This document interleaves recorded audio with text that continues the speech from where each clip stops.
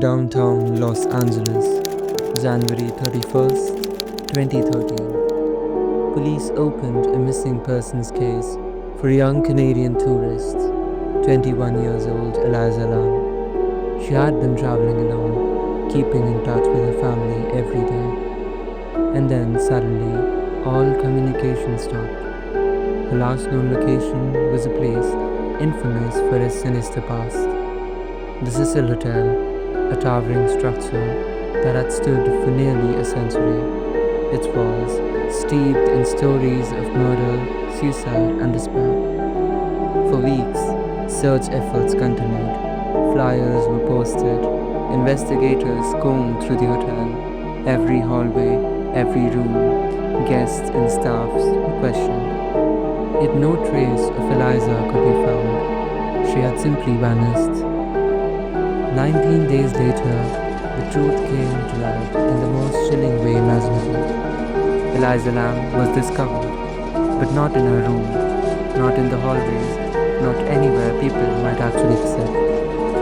Instead, her body was found in one of the hotel's rooftop water tanks, hidden in plain sight, above hundreds of unsuspecting guests who had been drinking and bathing in that very water. The discovery shocked the world, and it wasn't just the gruesome circumstance of her death that fueled the obsession. A piece of evidence emerged, a surveillance video from inside the hotel's elevator. In it, Eliza behaved strangely, pressing multiple buttons, stepping in and out, hiding as though from someone unseen. Her gestures are erratic, her expressions unreadable. The footage spread across the internet like wildfire, sparking theories that ranged from mental health struggles to foul play to something paranormal. The case remains one of the most infamous mysteries of the internet age, a disturbing blend of real-life tragedy, online speculation, and a building long haunted by its own reputation. This is the story of Elisa Lam and the Cecil Hotel, a story where fact often feels stranger than fiction, and where the truth, whatever it may be, is far from most unsettling than any ghost story. The Cecil Hotel opened its doors in 1924, designed as a grand 700-room dwell in the heart of downtown Los Angeles. Its lobby gleamed with marble floors, polished brass, and stained glass windows that cast colored light across the opulent decor.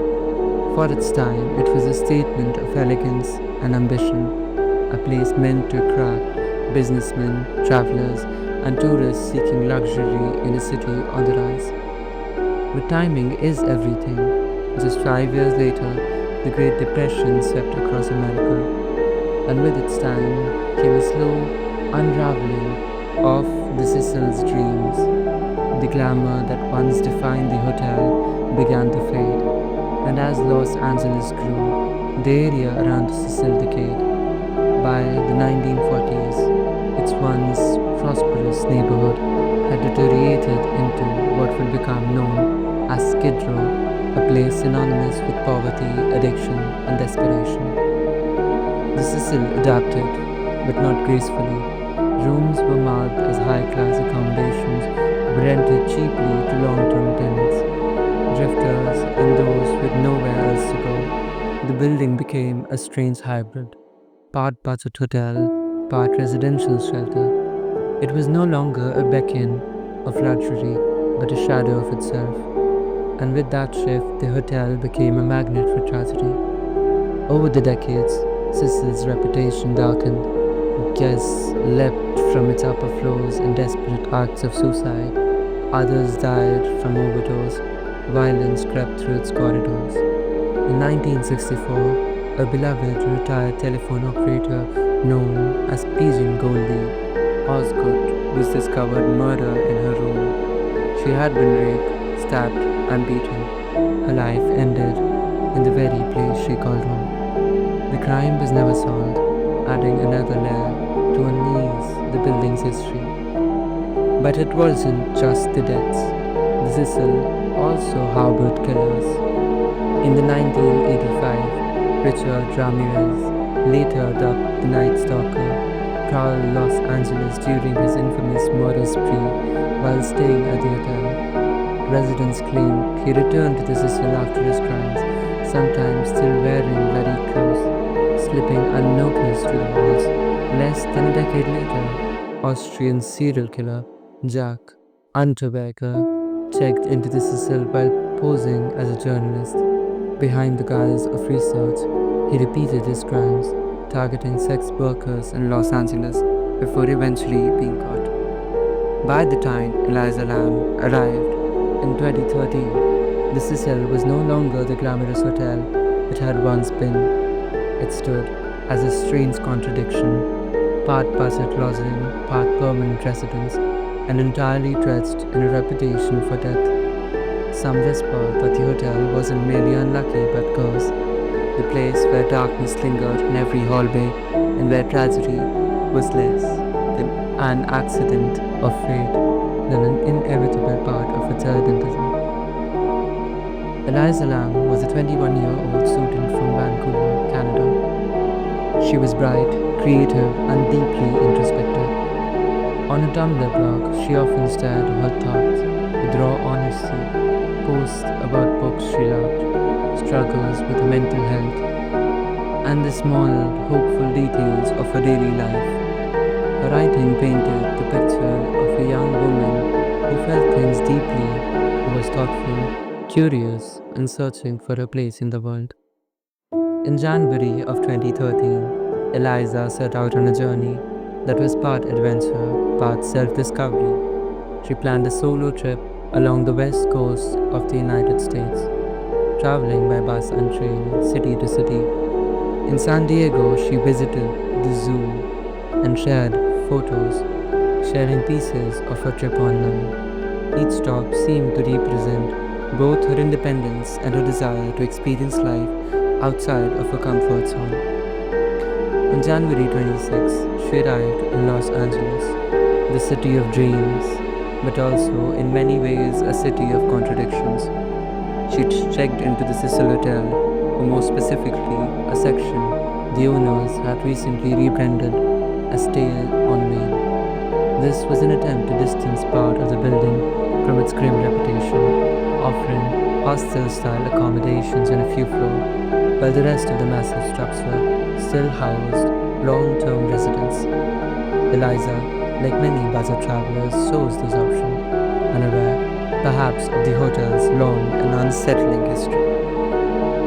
She continued to keep touch with her family every day, calling to let them know she was safe.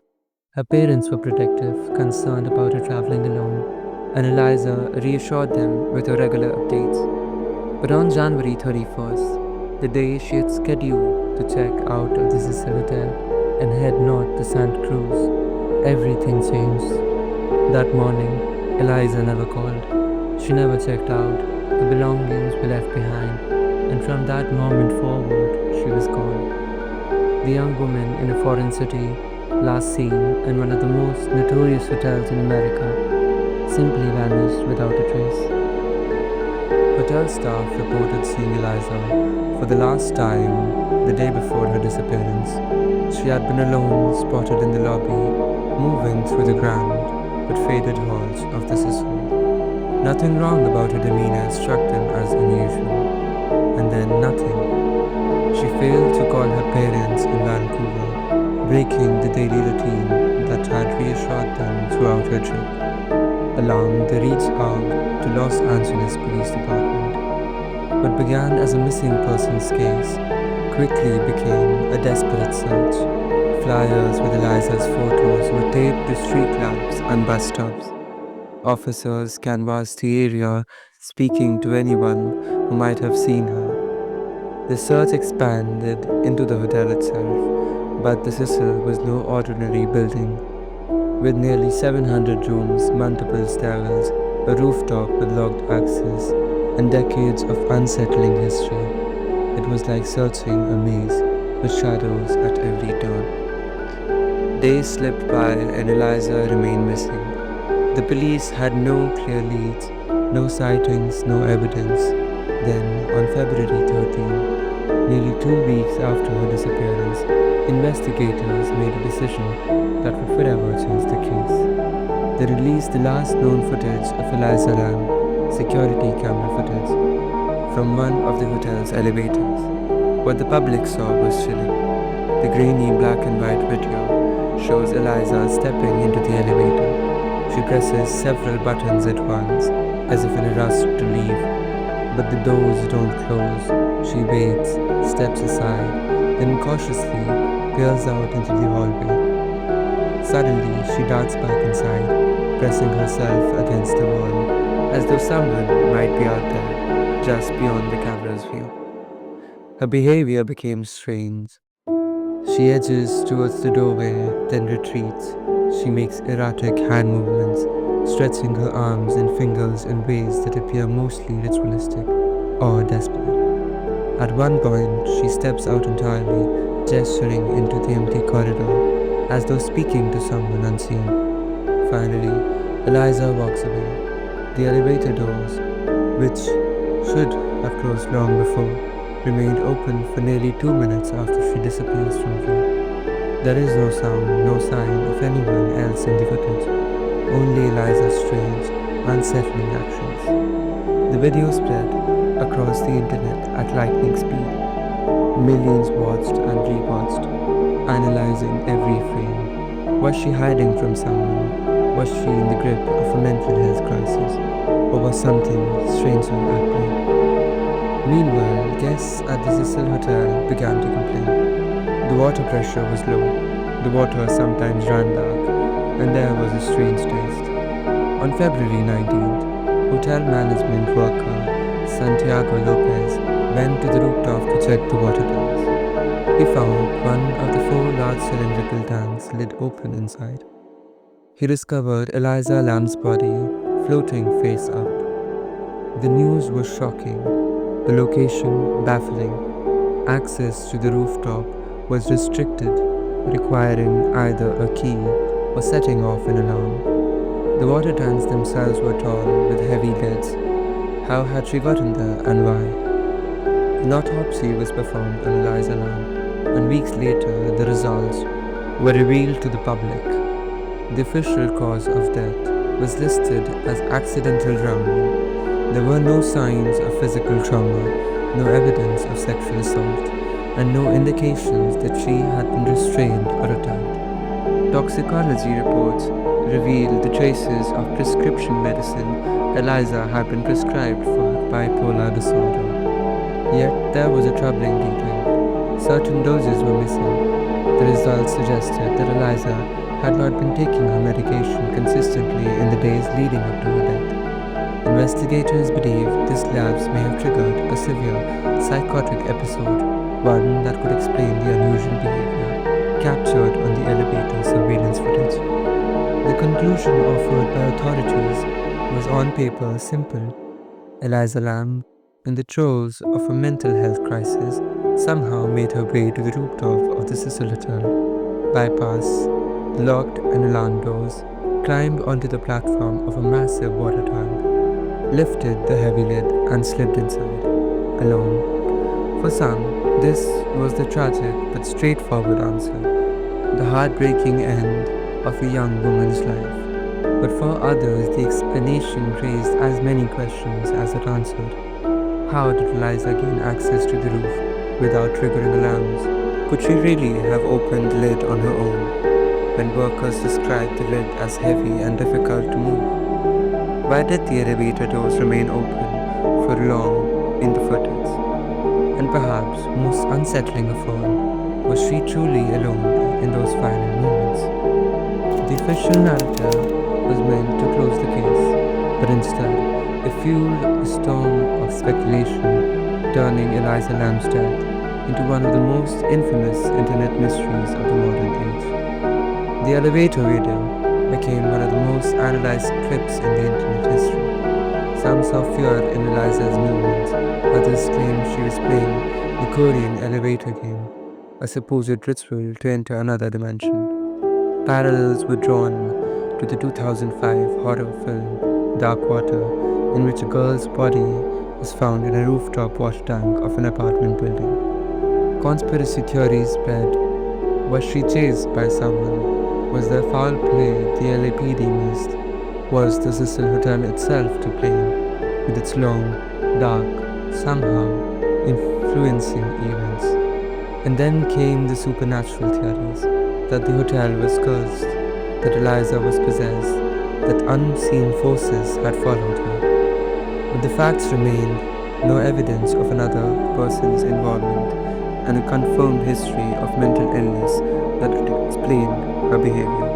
In 2021, Netflix releases Crime Scene: The Vanishing at the Cecil Hotel. It explored Eliza's story, the hotel's history, and the internet sleuths who tried to solve the case.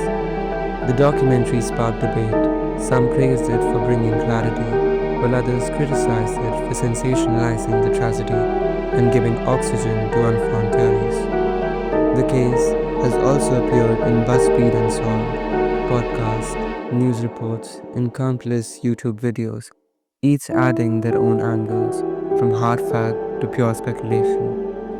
Today, the Cecil stands close to the public, undergoing renovations, but its reputation remains. The death of Elisa Lam is at its core a tragedy. A young woman far from home, full of potential and struggling with the weight of mental illness, lost her life inside one of the most infamous hotels in America. Her story is not just about mystery or speculation, it's about a daughter, a student, a human being whose final days became the subject of worldwide scrutiny. The truth is this: sometimes the scariest stories aren't about ghosts, demons, or curses. Sometimes the most haunting tales are about real people and the places they've vanished. And the story of Elisa Lam will never stop lingering. Come back again at this nocturnal hour to witness another horrifying tale.